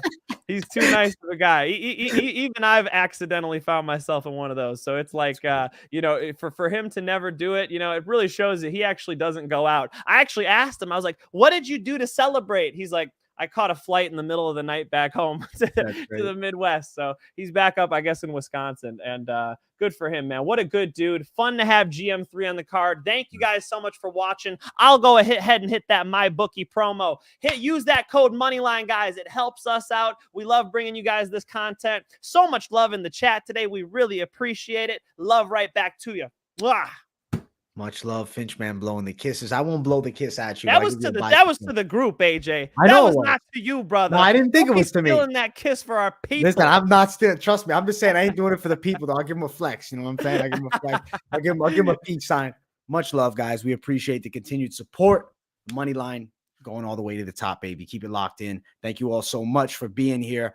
We got content every Thursday for the Moneyline, but don't miss the content every day on the MMA Experts channel. I'm dropping videos, live streams, everything you could ask for. Fight day, I will be live as well. Finch man, shout it out. Let's go. One plug. Oh, I'm going to have Hurricane Shane Burgos on my show live tomorrow, 1 p.m. Pacific time, 4 p.m. if you're on the East Coast, if I did that math right. Hurricane Shane Burgos just signed with PFL. I'm going to have him on for a good half-hour sit-down. Let me know what comments you want me to ask him. I will go ahead and have that live on my YouTube channel /Mike Finch, The Mike Finch Show. Come through, ladies and gentlemen. We hope to see you. And, of course, I always drop into the chat for the pay-per-view. I'll see you guys on Saturday at MMA Experts. Let's go. Let's go. Much love, Finch, man. Excited for that interview. Make sure you guys tune in at The Mike Finch Show on YouTube and check that one out for our guy. Give him that live support. Thank you all so much. Finch, thank you for being here. Let's keep killing it, brother. Let's go. Have a great night. Enjoy the fights. Violence, nothing better. Peace, guys, and have a great one.